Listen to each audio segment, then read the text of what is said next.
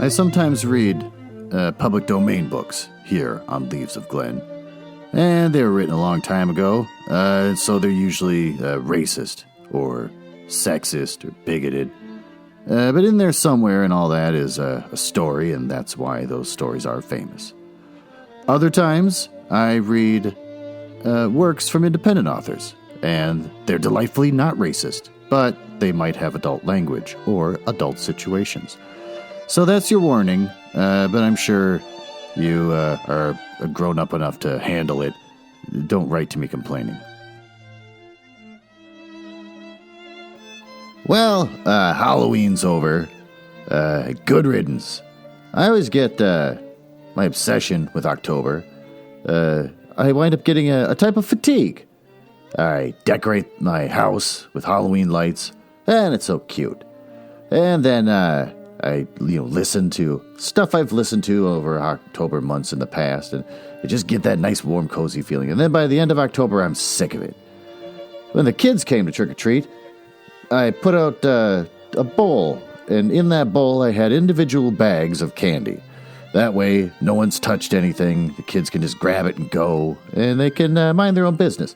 But I do expect for them to say thank you, and I can get the chance to say, what are you dressed as? A fireman? And they go, no, I'm clearly a space alien. And I go, ha ha ha. But didn't get that this time. Putting the bowls out, they think that no one's going to come to the door, so they just come up, they grab the food, and then they go. I called it food. And so I was kind of a dud, and I just sort of sat around and watched TV. Watched a whole documentary on YouTube about Big Blue winning a chess championship. Did you know that IBM kind of cheated? They were just jerks and didn't follow any of the normal rules of chess championships, where you get to share information about how you play the game and get to watch footage of other games, and they hid all of it and just made the guy go in blind. So, kind of a bunch of jerks. None of this means anything. The point is, it's November. And November is a time of almost nothing. Oh, sure, in other countries, you all have your different holidays during this month, but I don't know if any of them matter. We have Thanksgiving, and I think it's a weird holiday and a mildly offensive one. We have Black Friday, the shopping holiday. It's become a holiday in its own, and I am scheduled to go to the DMV to renew my license on Black Friday. So that's either going to make it the easiest experience I've ever had or the worst. I can't tell yet. And those are the things you get to think about during November. Just generally unimportant things. And I'm kind of looking forward to it. Crappy weather, just thinking about stuff involving life, like grocery shopping, and getting a job. That's another thing I get to think about. And on and on. So, here's to November. What do you read during November? Since I don't have a themed month going on right now, I'm just going to read fairy tales. Why? Because I've run out of stuff to read. I'm going to read from the Blue Fairy book, just all the stories in it, and just plow through them and see if we can learn anything to apply to our life. Like, does the first story I'm going to read tonight have anything to do with getting a job? When you're a middle-aged man, you're not nearly as marketable. How do you get one? Do the fairy tales ever address that issue? No. They address the issues of the times that they were written, which usually involved watching out for people raiding your village and things like that. Well, on that note, let's dive into our story.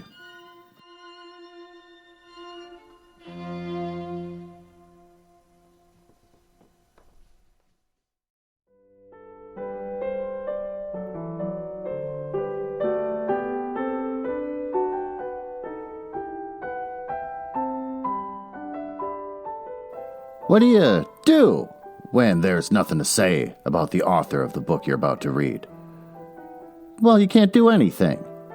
I've read his Andrew Lang short bio, and when I read stories from the Red Fairy book, he was born on the 31st of March, 1844, and he died on the 20th of July, 1912. Scottish poet, novelist, literary critic, contributed to the field of anthropology. That's it. You can look into his works, which has basically just been collecting up fairy tale stories. Some claiming to be true, some claiming to just be a fiction. How do you know which is which? No idea. But, so that's not helpful. So then I looked up his fairy books in general, and it just says that there's 25 of them. Some are true, some are false. Written between 1889 and 1913 by him and his wife, Leonora Blanche. That's kind of it. Nothing else. So I couldn't accept that. There's got to be more to say about the author of all these books.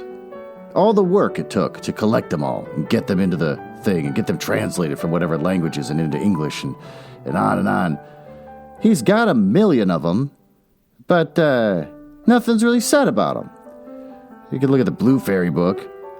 Just says first edition, 5,000 copies, sold for 6 shillings each. Nothing. Dumb. So, with that, I stepped outside into the cold, windy night that we have right now and just stared at the rising moon, which is a full moon. And I watched it for a while, wondering, how is it possible that a man who did all this work on all these books, and there's nothing to be said about him on Wikipedia? There has to be something. This has to be an author of some import. And as I stared at the moon whispered down to me, sometimes people just aren't important. And I said, how? It said, sometimes just people are boring sometimes. And with that, the moon winked at me and then took off across the sky. So, with that, I really don't have anything to say about our author. Nothing cute or whimsical or any fun facts. I even looked up fun facts. There's no fun facts about Andrew Lang or his wife. So we'll just dive into the stories. Our first story from the Blue Fairy book is The Bronze Ring. Once upon a time in a certain country, there lived a king whose palace was surrounded by a spacious garden. But though the gardeners were many and their soil was good, this garden yielded neither flowers nor fruits, not even grass or shady trees. The king was in despair about it when a wise old man said to him, your gardeners do not understand their business, but what can you expect of men whose fathers were cobblers and carpenters? Bleh. How should they have learned to cultivate your garden? You're quite right, cried the king. Therefore, continued the old man, you should send for a gardener whose father and grandfather have been gardeners before him. And very soon your garden will be full of green grass, and gay flowers, and you will enjoy its delicious fruit. So, the king sent messengers to every town, village, and hamlet in his dominions to look for a gardener. His forefathers had been gardeners also, and after 40 days, one was found. Come with us and be a gardener to the king, they said to him, as if they were recruiting him like in the military. How can I go to the king, said the gardener, a poor wretch like me. That's no consequence, they answered. You are new clothes for you. Here are new clothes for you and your family. But I owe money to several people. We'll pay your debts, they said. So, the gardener allowed himself to be persuaded, and he went away with the messengers, taking his wife and his son with him. And the king, delighted to have found a real gardener, entrusted him with the care of his garden. The man found no difficulty in making the royal garden produce flowers and fruit, and at the end of a year, the park was not like the same place, and the king showered gifts upon his new servant. The gardener, as you've heard already, had a son, who was a very handsome young man, with the most agreeable manners, and every day he carried the best fruit of the garden to the king, and all the prettiest flowers to his daughter. And now, this princess was wonderfully pretty, and was just 16 years old. And the king was beginning to think it was time that she should be married. My dear child, said he, you are of an age to take a husband. No, you're not. Therefore, I am thinking of marrying you to the son of my prime minister. "Father," replied the princess, "I will never marry the son of the minister." "Why not?" asked the king. "Because I love the gardener's son," answered the princess.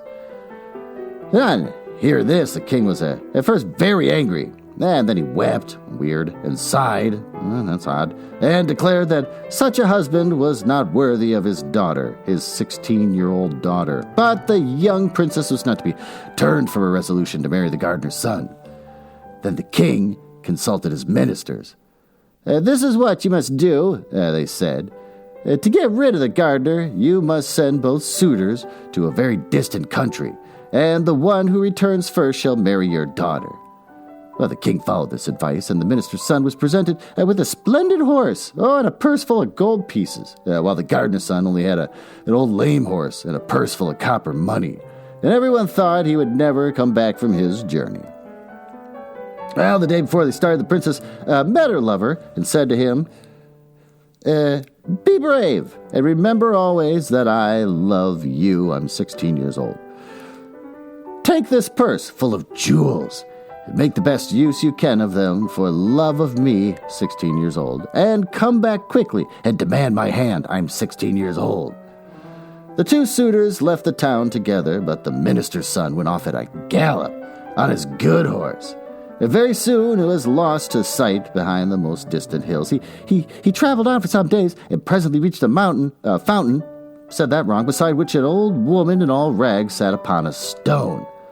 "Good day to you, young traveler," said she. But the minister's son made no reply. "Have pity on me, traveler," she said again. "I am dying of hunger. As you see, in 3 days I have been here, and no one has given me anything." "Let me alone, old witch," cried the young man. "I can do nothing for you," and so saying he went on his way. That same evening the gardener's son rode up to the fountain upon his lame gray horse. "Good day to you, young traveler," said the beggar woman. "Good day, good woman," answered he. "Young traveler, have pity upon me." "Take my purse, good woman," said he, "and mount behind me, for your legs can't be very strong."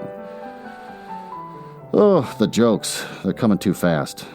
But I'm not going to say any of them. The old woman didn't wait to be asked twice, but mounted behind him, again, not saying a word. And in this style they reached the chief city of a powerful kingdom. The minister's son was lodged in a grand inn, and the gardener's son and the old woman dismounted, the inn for beggars.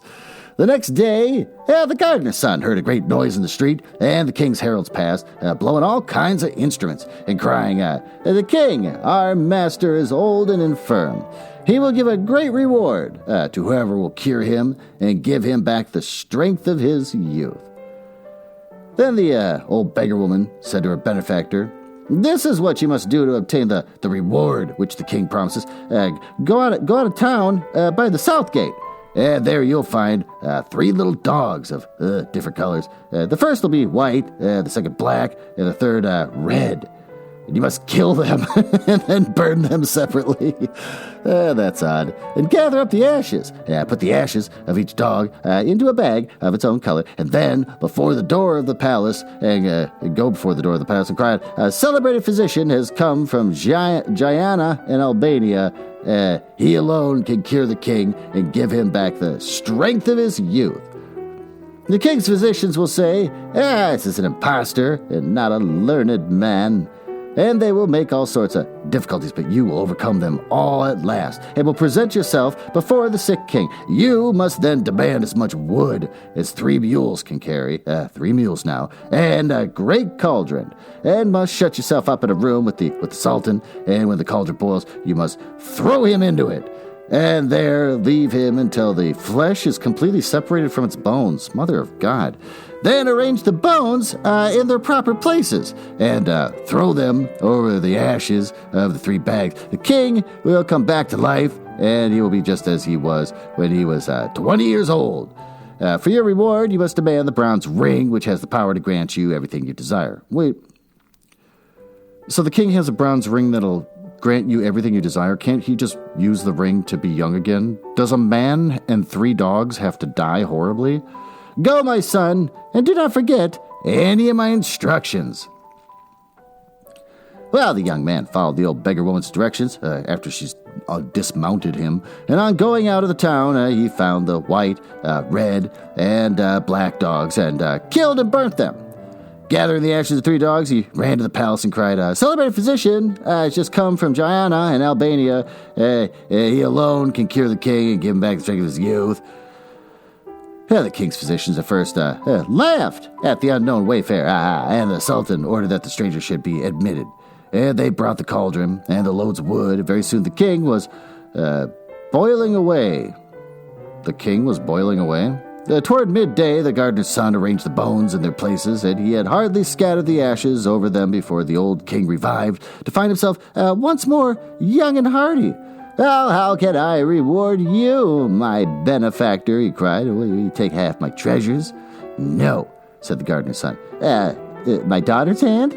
"No." Probably because she's older than 16. "Take half my kingdom." "No. Give me only the bronze ring, which can instantly grant me anything I wish for." "Alas," said the king, I set great store by that marvelous ring," except not giving himself youth. "Nevertheless, you shall have it." And he gave it to him. I can already tell this is one of the true stories out of the true and fantasy stories of this book. The gardener's son went back to say goodbye to the old beggar woman. Then he said to the bronze ring, "Prepare a splendid ship in which I may continue my journey. Let the hull be of fine gold, and the masts of silver, and the sails of letting it go. Hey, wait, I'm using the Kindle again. I can look up how to pronounce it and what the heck it is. Brocade. A rich fabric, usually silk, woven with a raised pattern, typically with gold and silver thread. There we go, the good old Kindle. Oh, I love it. Let the crew consist of 12 young men of noble appearance, dressed like kings. St. Nicholas will be at the helm. As to the cargo, let it be diamonds and rubies and emeralds and carbuncles. Now that I got the Kindle, what exactly is a carbuncle? A severe abscess of multiple boil of the skin, typically infected with syphilis bacteria. Or number 2, a bright red gem, in particular garnet cut. Okay, so great. And immediately a ship appeared upon the sea, which resembled in every particular the description given by the gardener's son. And stepping on board, he continued his journey. Presently, he arrived at a great town and established himself, in a wonderful palace. After several days, he met his rival, the minister's son, who had spent all his money and was reduced to the disagreeable employment of a carrier of dust and rubbish. The gardener's son said to him, "What is your name? What is your family, and from what country do you come?" "I'm the son of a prime minister of a great nation, and yet see what a degrading occupation I'm reduced to. Listen to me. Though I don't know anything more about you, I am willing to help you. I will give you a ship to take you back to your own country upon one condition. Whatever it may be, I accept it willingly. Follow me to my palace." The minister's son followed the rich stranger with whom he had not recognized, and when they reached the palace, the gardener's son made a sign to his slaves, oh my lord, who completely undressed the newcomer. Gross. "Make this ring red hot," commanded the master, "and mark the man with it upon his back." Weird. The slaves obeyed him. "Now, young man," said the rich stranger, "I'm going to give you a vessel, which you can take back to your own country." And going out, he took the bronze ring and said, "Bronze ring, obey thy master. Prepare me a ship of which the half-rotten timbers shall be painted black. Let the sails be in rags." Wow, this is a bitter, bitter winter. "And the sailors infirm and sickly. One shall have lost a leg, another an arm, and the third shall be a hunchback, another lame or club-footed or blind. Most of them shall be ugly and covered with scars. Go, and let my orders be executed." The minister's son embarked in this old vessel, and thanks to favorable winds, at length reached his own country. In spite of the pitiable condition in which he returned, they received him joyfully. "I am the first to come back," said he to the king. "Now fulfill your promise and give me the princess, who's 16, in marriage." So they at once began to prepare for the wedding festivities, and as to the poor princess, she was sorrowful and angry enough about it. The next morning, at daybreak, a wonderful ship, with every sail set, came to anchor before town. The king happened at that moment to be at the palace window. "What a strange ship is this?" he cried. Is that a golden hull, silver masts, and silken sails? And who are the young men, like princes, who man it? I don't know. Do I not see St. Nicholas at the helm? Go once and invite this captain of the ship to come to the palace." Well, the servants obeyed him, and very soon in came an enchantingly handsome young prince dressed in rich silk, ornamented with pearls, weird, and diamonds. "Young man," said the king, "you are welcome, whoever you may be. Do me the favor to be my guest as long as you remain in my capital." "Many thanks, sire," replied the captain. "I accept your offer." My daughter's about to be married," said the king. "Will you give her away?" "I shall be charmed, sire."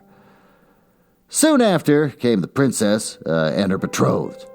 "Why, how is this?" cried the young captain. "Would you marry this charming princess to such a man as that?" "But he is my prime minister's son." "What does that matter? I cannot give your daughter away. The man she's betrothed to is one of my servants."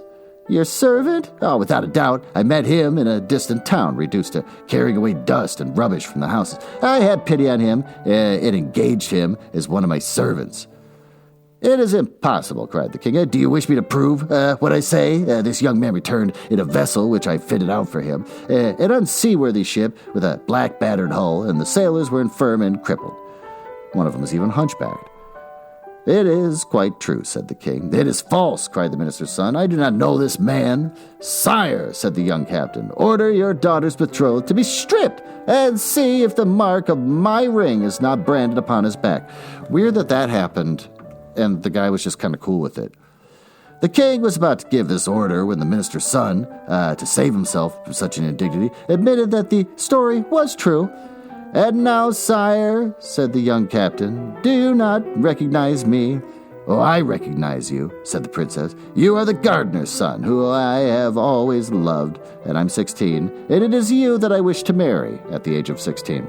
"Young man, you shall be my son-in-law," cried the king. "The marriage festivities have already begun, so you shall marry my daughter this very day." And so that very day the gardener's son married the beautiful princess. Several months passed, and the young couple were happy as the day was long, and the king was more and more pleased with himself for having secured such son-in-law. But presently, the captain of the golden ship found it necessary to take a long voyage, and after embracing his wife tenderly, he embarked. Now, in the outskirts of the capital, there lived an old man who had spent his life in studying the black arts, alchemy, astrology, magic, and enchantment. This man found out that the gardener's son had only succeeded in marrying the princess by the help of the genie who obeyed the bronze ring. "I will have that ring," he said to himself. So he went down to the seashore and caught some little red fishes. Really, they were quite wonderfully pretty. Then when he came back, he's probably going to kill them and burn them. And passing before the princess's window, he began to cry out, "Hey, who wants some pretty little red fishies?" The princess heard him and sent out one of her slaves. The slaves. Who said to the old peddler, "What do you take for your fish?" "Bronze ring." "A bronze ring, old simpleton. And where shall I find one?" Under the cushion in the princess's room." Well, the slave went back to her mistress. "The old madman will take neither gold nor silver," said she. "What does he want, then?" "A bronze ring that's hidden under a cushion." "Well, find the ring and give it to him," said the princess. And at last the slave found the bronze ring, which the captain of the golden ship had accidentally left behind. Why would he leave that thing behind? And carried it to the man, who made off with it instantly. If you have a ring that'll grant you any wish in the world, unlimited, why don't you just at that point rule the world like a tyrant? So now this guy is going to rule the world like a tyrant, right? Hardly had he reached his own house when, taking the ring, he said, "Bronze ring, obey thy master.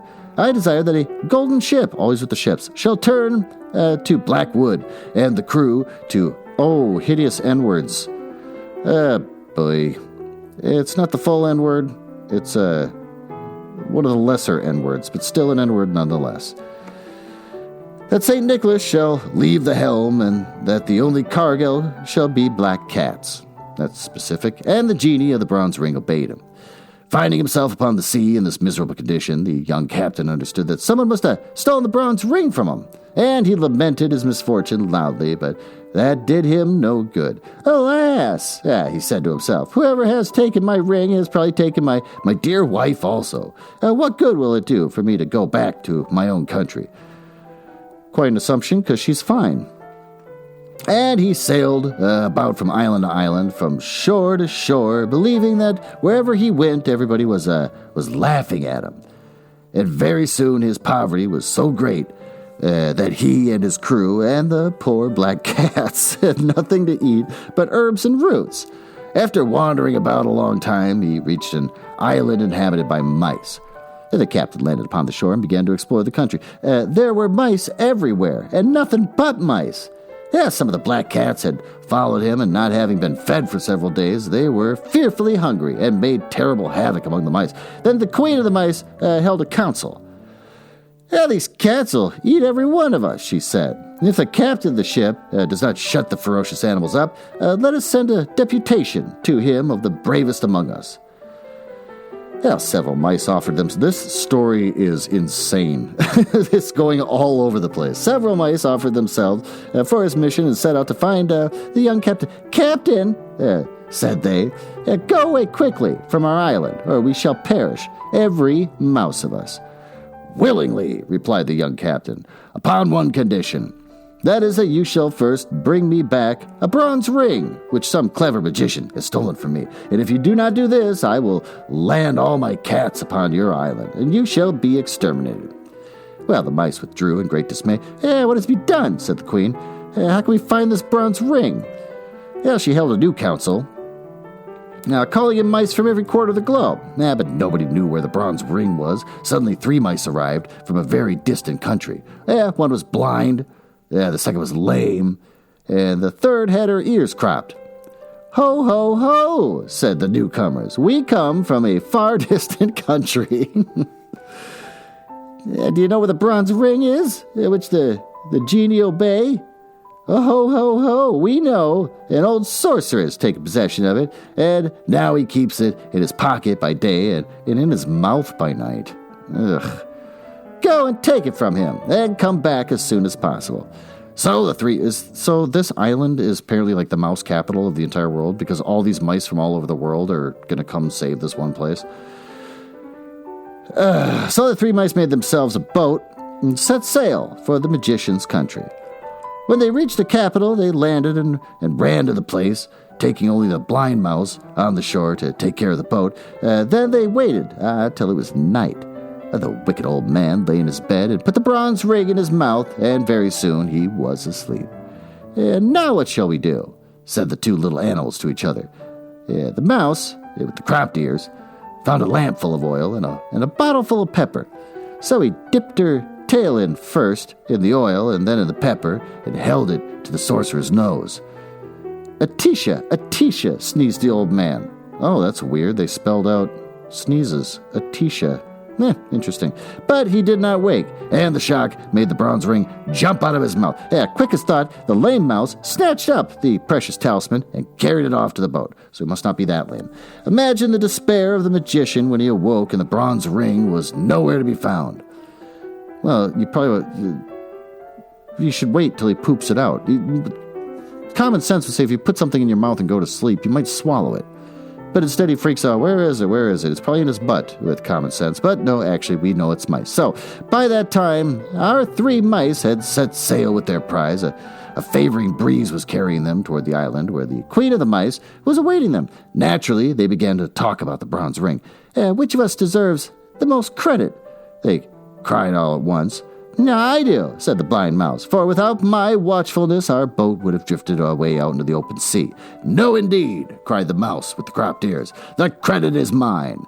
Did I not cause the ring to jump out of the man's mouth? "That's mine," cried the lame one, "for I ran off with the ring." And from high words they soon came to blows, and alas, when the quarrel was fiercest, the bronze ring fell into the sea. Well, nice work.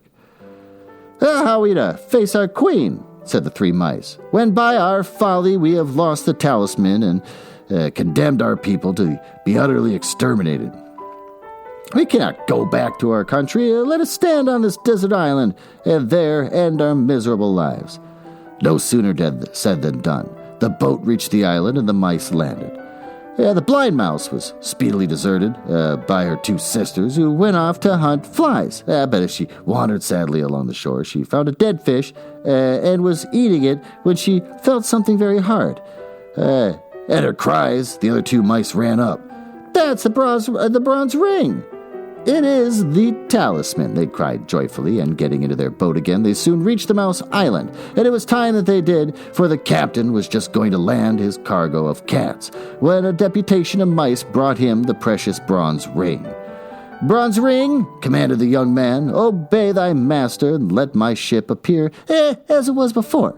Immediately the genie of the ring set to work, and the old black vessel became once more the wonderful golden ship with sails of brocade, and the handsome sailors ran to the silver masts and the silken ropes, and very soon they set sail for the capital. Ah, how merrily the sailors sang as they flew over the glassy sea. At last the port was reached, and the captain landed and ran to the palace, where he found the wicked old man asleep. The princess clasped her husband in a long embrace. And the magician tried to escape, but he was seized and bound with strong cords. The next day, the sorcerer, tied to the sail of the savage mule, loaded with nuts, was broken into as many pieces as there were nuts upon the mule's back. Next up, Prince Hyacinth. Okay. And the dear little princess. It's Hyacinth. Hyacinth. And the dear little princess. Once upon a time, there lived a king who was deeply in love with a princess. But she could not marry anyone because she was under an enchantment. So the king sent out to seek a fairy and asked what he could do to win the princess's love, and the fairy said to him, "Hey, you know what? The princess has a great cat, which she's very fond of. Whoever is clever enough to tread on the cat's tail is the man she is destined to marry." The king said to himself that this would not be very difficult, and he left the fairy, determined to grind the cat's tail to powder rather than not tread on it at all. And you may imagine that it was not long before he went to see the princess, and Puss, as usual, marched in before him, arching its back. The king took a long step and quite thought he had the tail under his foot, but the cat turned around so sharply that he only trod on air, and so it went on for 8 days, till the king began to think that this fatal tail must be full of quicksilver, and it must never be still for a moment. At last, however, he was lucky enough to come upon a puss fast asleep with his tail conveniently spread out. So the king, without losing a moment, set his foot upon it heavily. With one terrific yell, the cat sprang up and instantly changed into a tall man, who, fixing his angry eyes upon the king, said, "You shall marry the princess because you have been able to break the enchantment. But I will have my revenge." "Why? Do you want to be a cat?" "You shall have a son who will never be so happy until he finds out that his nose is too long. And if you ever tell anyone what I have said to you, you shall vanish away instantly, and no one shall ever see you or hear of you again." Okay, so the nose, all right, whatever. Though the king was horribly afraid of the enchanter, he could not help laughing at this threat. "If my son has such a long nose as that," he said to himself, "he must always see it, or feel it at least, and if he is not blind or without hands." But as the enchanter had vanished, he did not waste any more time thinking. He went to go seek the princess, who was very soon consented to marry him. But after all, they had not been married very long when the king died. And the queen had nothing left to care for but her little son, who was called Hyacinth. But the little prince had large blue eyes and the prettiest eyes in the world, and a sweet little mouth. But alas, his nose was so enormous that it covered half his face. Also, it's just really wide. The queen was inconsolable when she saw this great nose. But her ladies assured her that it was not really as large as it looked, that it was a Roman nose, and you had only to open any history to see that every hero has a large nose. The queen, who's devoted to her baby, was pleased with what they told her, and when she looked at Hyacinth again, his nose certainly did not seem to her quite so large. The prince was brought up with great care, and as soon as he could speak, they told him all sorts of dreadful stories about people who had short noses.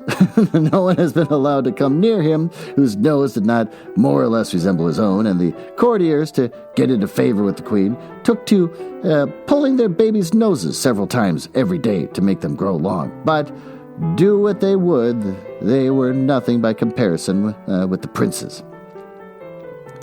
When he grew sensible, he learned history, and whenever any great prince or beautiful princess was spoken of, his teachers took care to tell him that they all had long noses. And his room was hung with pictures, all of people with very large noses, and the prince grew up so convinced that a long nose was a great beauty, that he would not on any account have had his own in a single inch shorter. When his 20th birthday was passed, the queen thought it was time that he should be married, so she commanded that the portraits of several princesses should be brought in for him to see, and among the others was a picture of the dear little princess.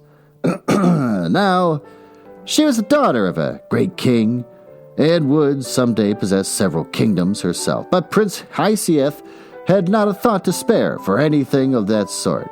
He was so much struck with her beauty. The princess, whom he thought quite charming, had, however, a little saucy nose, which in her face was the prettiest thing possible, but it was a cause of great embarrassment to the courtiers, who had got into such a habit of laughing at little noses that they had sometimes found themselves laughing at hers before they had time to think. But this did not do at all before the prince, who quite failed to see the joke, and actually banished 2 of his courtiers who had dared to mention disrespectfully the dear little princess's tiny nose.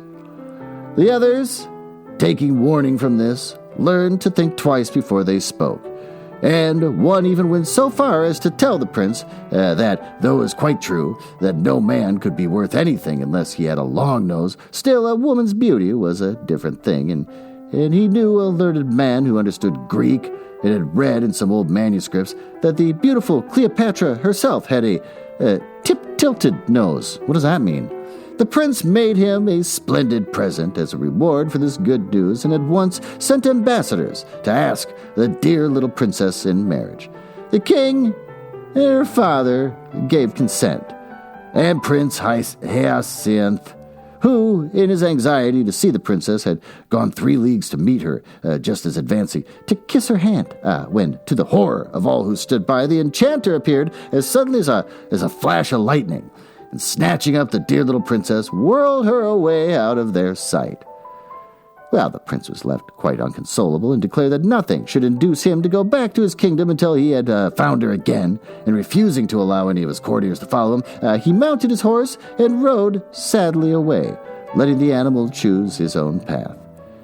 So it happened that he came presently to a great plain, across which he rode all day long without seeing a single house, and horse and rider were terribly hungry, when, as night fell, the prince caught sight of a light, which seemed to shine from a cavern. Well, he rode up to it, and saw a little old woman who appeared to be at least 100 years old.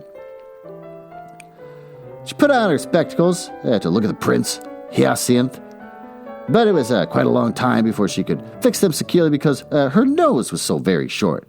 And the prince and the fairy, for that's who she was, had no sooner looked at one another than they went into fits of laughter and cried at the same moment, "Oh, what a funny nose!" "Oh, not so funny as your own," said the Prince Hyacinth to the fairy. "Oh, but madam, I beg you to leave the consideration of our noses, such as they are, and to be good enough to give me something to eat, for I am starving, and so is my poor horse." "With all my heart," said the fairy, "though your nose is so ridiculous, you are nevertheless the son of my best friend. I loved your father as if he had been my brother, and now he had a very handsome nose. And pray, what does mine lack?" said the prince. "No, it doesn't lack anything," replied the fairy. "On the contrary, there is only too much of it. But never mind. One may be a very worthy man, though his nose is too long. I was telling you that I was your father's friend. He often came to see me in the old times, and you must know that I was very pretty in those days. At least he used to say so. I should like to tell you of a conversation we had the last time I ever saw him." "Indeed," said the prince. "When I have supped, it'll give me the greatest pleasure to hear it. But consider, madam, I beg of you, that I have had nothing to eat today."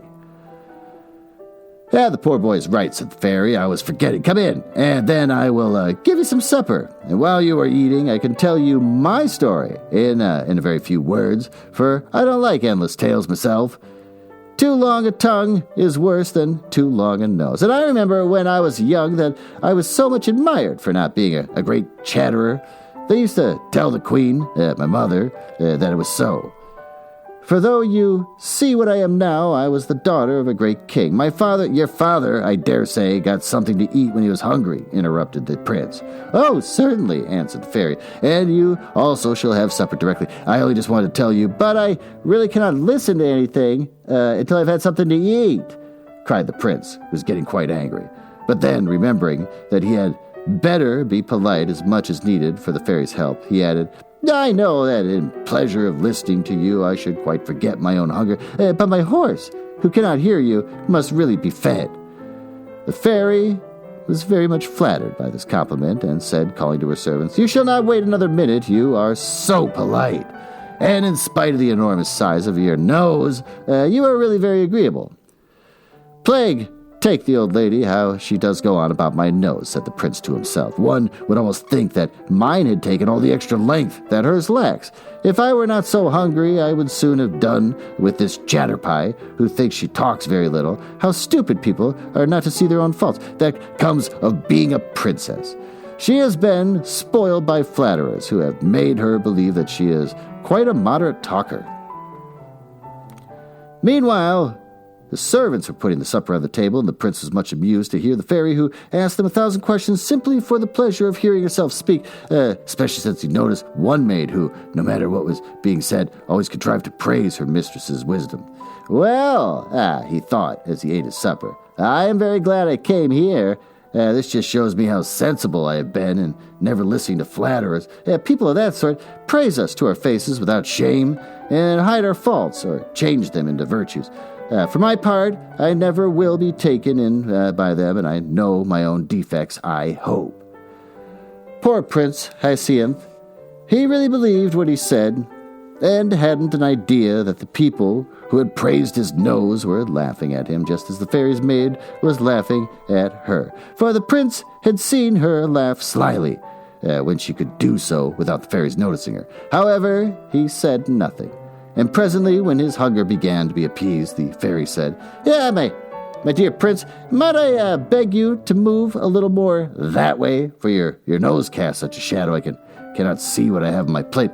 Thanks. Now let us speak of your father. When I went to his court, he was only a little boy. But that is 40 years ago, and I have been in this desolate place ever since. Tell me, what goes on nowadays? Are the ladies as fond of amusement as ever? And in my time, one saw them at parties, theaters and balls, and promenades every day. Oh, dear me, what a long nose you have. I cannot get used to it. Really, madam, said the prince, I wish you would leave off mentioning my nose. It cannot matter to you what it is like. I am quite satisfied with it, and have no wish to have it shorter. One must take what is given one.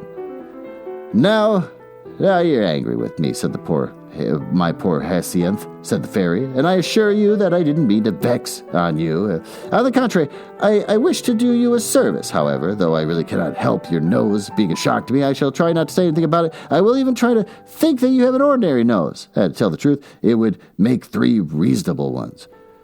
The prince, who was no longer hungry, grew so impatient at the fairy's continual remarks about his nose that at last he threw himself upon his horse and rode hastily away. But whenever he came into his journeys, he thought the people were mad, for they talked of his nose, and yet he could not bring himself to admit that it was too long. He had been so used to all his life hearing that he was called handsome. Yeah, the old fairy, who wished to make him happy, at last hit upon a plan. She shut the dear little princess up in a palace of crystal and put this palace down where the prince could not fail to find it. His joy at seeing the princess again was extreme, and he set to work with all his might to try to break her prison. But in spite of all of his efforts, he failed utterly, and in despair he thought at last that he would try to get near enough to speak to the dear little princess, who, on her part, stretched out her hand that he might kiss it. But it turned which way he might, he could never raise it to his lips, for his long nose always prevented it. And for the first time he realized how long it really was. And he exclaimed, "Well, it must be admitted my nose is too long." In an instant, the crystal prison flew into 1,000 splinters, and the old fairy, taking the dear little princess by the hand, said to the prince, "Now, say if you are not very much obliged to me, much good it was for me to talk to you about your nose. You would never have found out how extraordinary it was if it hadn't hindered you from doing what you wanted to do. You see how self-love keeps us from knowing our own defects of mind and body? Our reason tries in vain to show them to us, and we refuse to see them till we find them in the way of our interests. Prince Hyacinth, whose nose was now just like anyone else's, did not fail to profit by the lesson he had received. He married the dear little princess, and they lived happily ever after."